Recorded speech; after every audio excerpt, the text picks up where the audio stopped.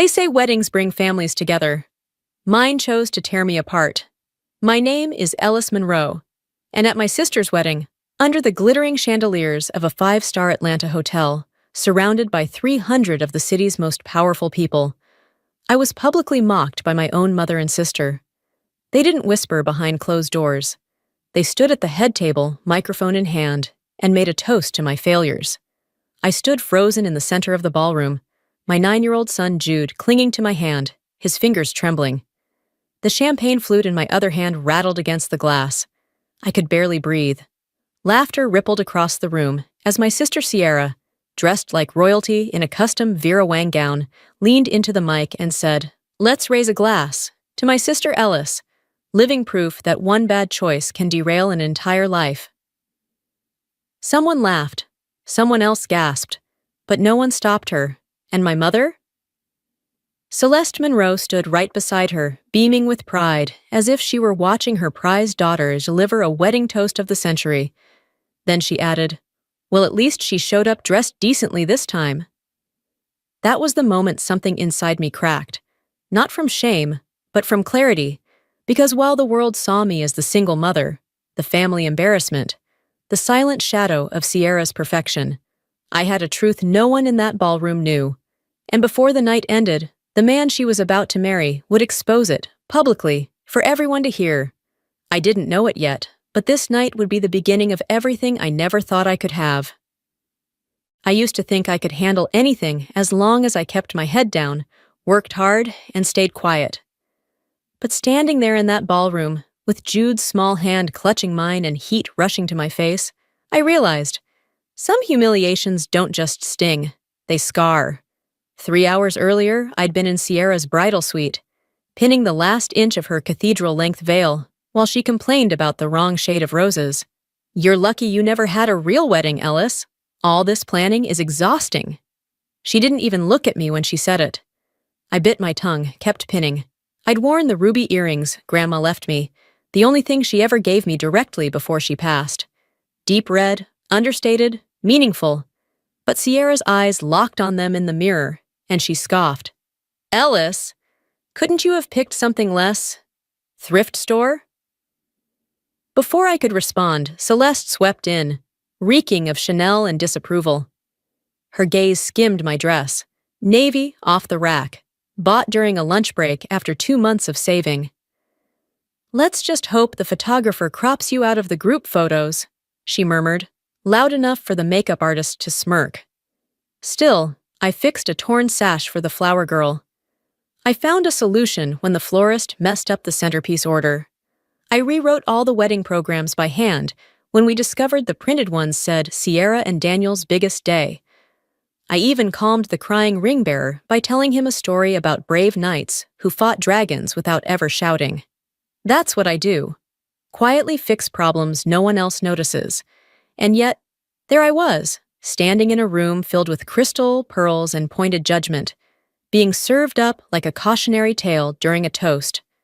I started to reach for my purse. Jude looked up at me with his big brown eyes, confused and scared. I didn't want him to remember this. I didn't want this moment burned into his memory like so many others already were. But before I could take a single step, I felt a hand like steel grip my forearm. Celeste was beside me, nails digging in just enough to leave marks. "Don't you dare make a scene," she hissed through her teeth, still smiling at the crowd. Up at the front, Sierra kept talking. "We all make choices in life. Some of us choose successful husbands and lakefront houses. Others—" She didn't finish the sentence. She didn't have to. Her eyes flicked to Jude, who ducked behind me as if her gaze could turn to fire. And the worst part? People laughed. Not all, but enough. Laughed like my life was just another part of the entertainment package, like it came with the wine and steak and imported wedding favors. I felt my body stiffen. I could either flee or fold, or maybe do neither. A chair scraped suddenly across the marble. A voice said, "I think that's enough." And everything changed. The voice didn't shout, but it cut through the ballroom like a blade. "I think that's enough." Every eye turned. The sound system went silent, and the room felt suspended in a breathless pause. Elias Mercer, My sister's brand new husband, the man she'd met barely a year ago and boasted about endlessly, was standing, calm, controlled, and holding the microphone she'd been clutching all night like a trophy. He gently took it from her hand. Sierra blinked up at him, confused, drunk. Her diamond earrings swung wildly as she stumbled a step. "That's impossible," she snapped, slurring. "You've never even met her before last Christmas." Elias didn't flinch. "No," he said quietly. "I met Ellis long before you introduced us at that Christmas party, 9 years ago, to be exact." My breath hitched. "What?" Sierra's expression morphed from smug to stricken. "What is this?" she demanded, but Elias turned from her, scanning the crowd until his eyes landed on me. "She won't remember me," he said into the mic. "But I remember her. Memorial Hospital's oncology ward, room 412, Saturday mornings."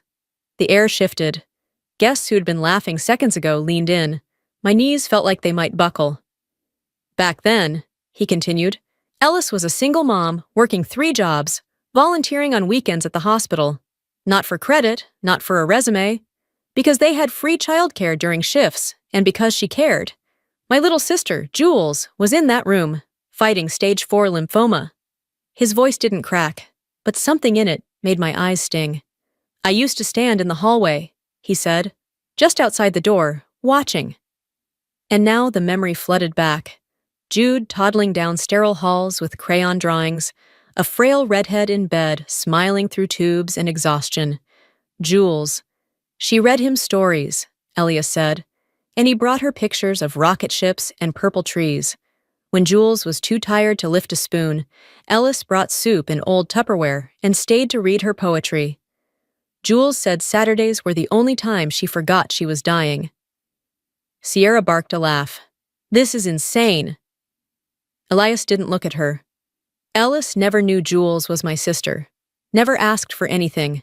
She returned the containers every week, washed and full. She was exhausted, barely hanging on, but she still showed up. For a stranger. I covered my mouth. Jude leaned against my hip, whispering, "That was Miss Jules. I remember her."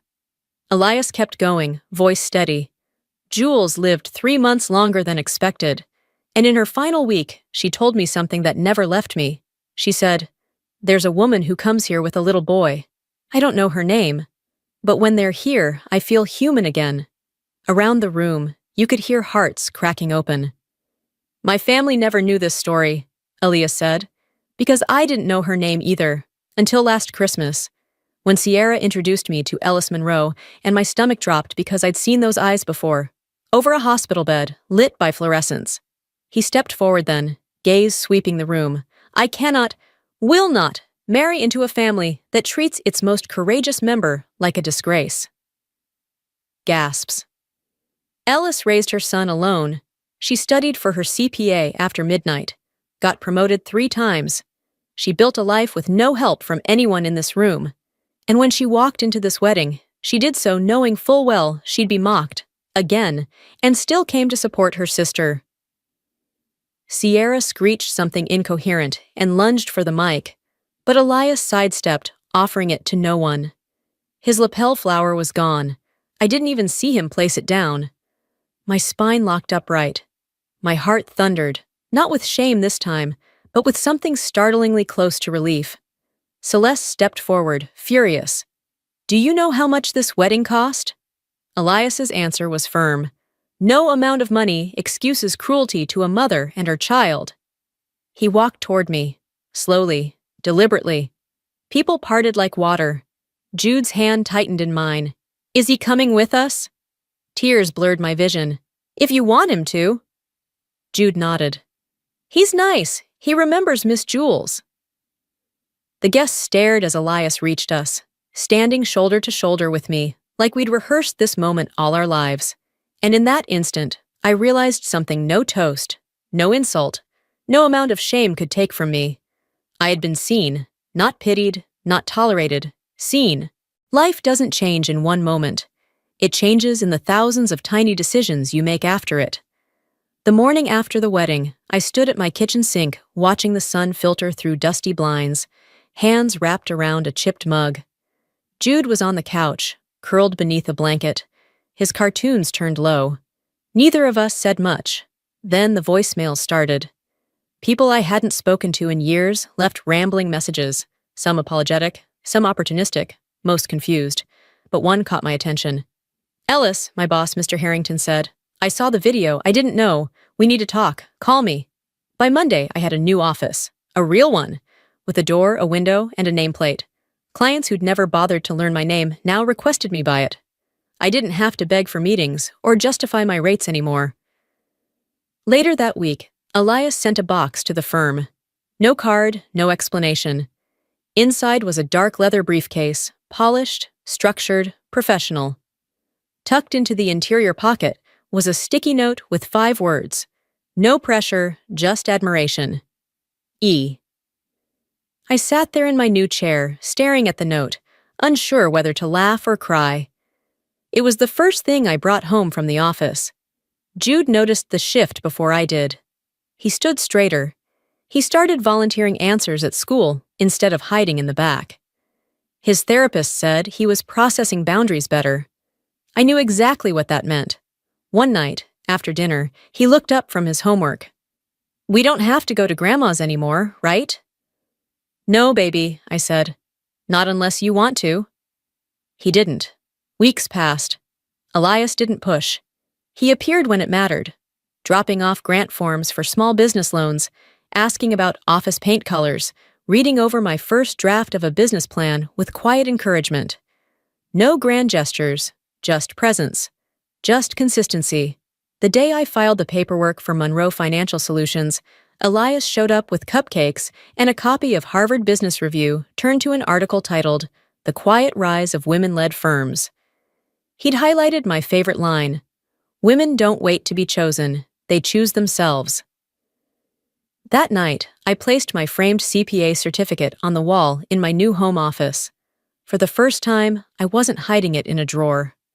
One Friday afternoon, there was a knock at the door. Sierra stood there, mascara streaked, shoulders hunched. The diamond studs in her ears, the ones Celeste had inherited, caught the sun like small flames. "You have to understand," she began. "You've ruined everything." I said nothing. "Mom's off the charity board. Dad's business partners are nervous. People keep asking questions. They think something's wrong with us." "There is," I said, holding her gaze, "but I'm not the problem." Tears welled in her eyes, and for a second, she looked like the little girl I used to share secrets with. "Can't we just go back?" "To what?" She didn't answer. Then she saw Jude sitting on the couch with his science book and moved as if to approach him. "Come give Auntie a hug." Jude stood up, his voice calm but certain. "No, thank you." Sierra froze. Behind me, Elias appeared in the hallway. He didn't say a word, just folded his arms and waited. I turned to her. "He's learning boundaries. I'd recommend you start too." For the first time in my life, I didn't feel cornered. I didn't feel like the poor relation or the stain on the family's legacy. I felt like someone who finally knew her worth. After Sierra left, Elias walked into the kitchen and began unloading groceries like it was any normal Tuesday. "You okay?" he asked. "I think so," I said. Jude wandered in. "Are we having taco night?" "We are," I smiled. Elias handed Jude a bag of shredded cheese and whispered, "Executive assistant duties." Jude laughed. And just like that, normalcy returned. Not the kind Celeste curated for photo ops, but the kind built on small truths and bigger trust. Later that night, Elias and I sat in the living room as Jude fell asleep under a blanket, his drawings scattered across the floor. One of them showed 3 stick figures, a woman, a man, and a boy standing under a bright yellow sun. All smiling, all whole. Elias looked at the drawing, then at me. "You think he's ready?" he asked. "For what?" "To have a dad who sticks around." My chest ached in the best way. "He already does," I whispered. 6 months after the wedding, I hosted my first real Christmas dinner. There were no glittering chandeliers or catered appetizers. Just the people who mattered, our people. Jude ran through the apartment in his too big holiday sweater, helping Mrs. Rivera fold napkins, while Elias and I took a roast out of the oven. Our tree leaned slightly to one side, but Jude had decorated every inch of it with handmade ornaments and glittery glue. I'd placed a silver-framed photo of Jewel on the mantel. Her soft smile looked out over the room like a silent blessing. After dinner, Elias pulled me aside and handed me a velvet box. "This belonged to Jules," he said. "She made me promise.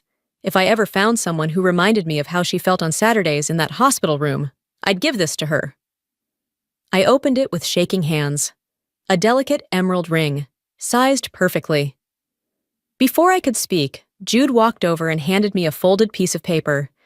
In crooked crayon letters, it read, "Will you let Elias be my dad for real?" Tears spilled. I pulled them both close.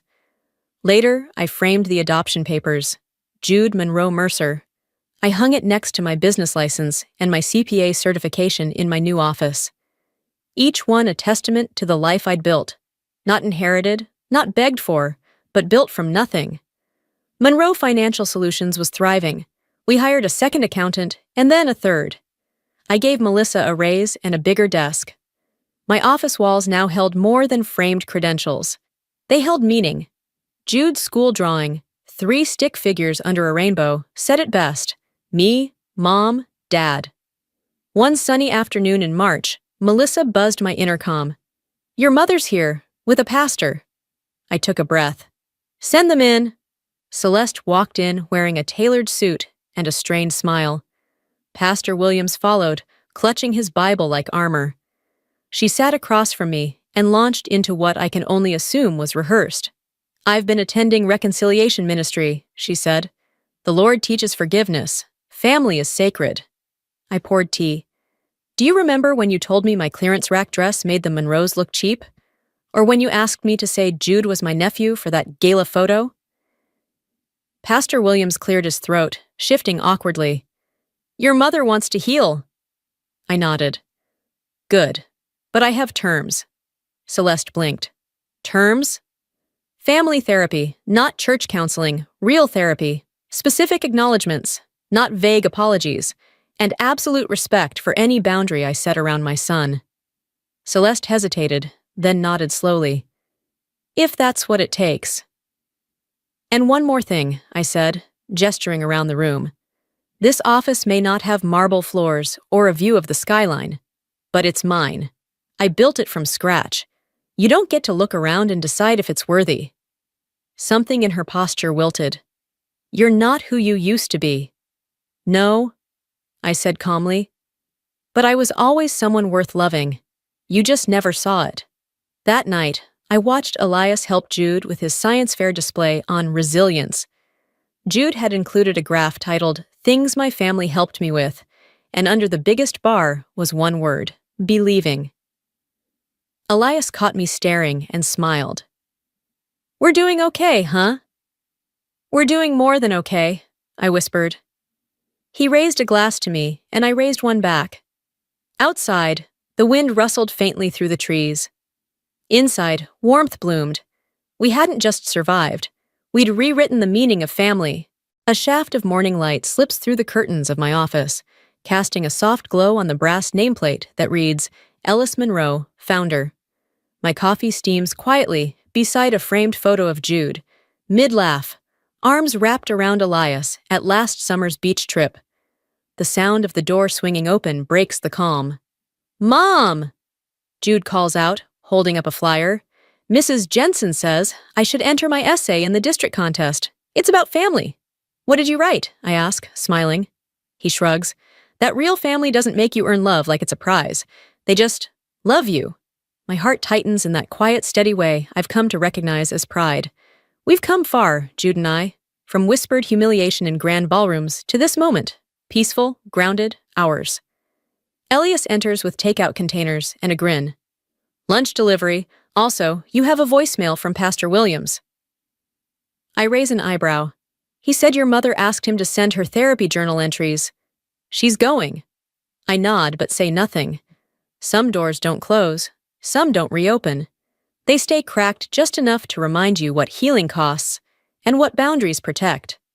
As Jude settles at the side desk, Elias leans in and kisses my temple. "You ready for the board meeting?" I glance at my calendar, then at the two of them. I'm exactly where I'm meant to be. Outside, the wind rustles leaves. Inside, our story continues, not in grand gestures or dramatic speeches, but in the quiet choice to love, to grow, and to never again apologize for surviving. Because the happiest endings don't come from the families we're born into. They come from the ones we build,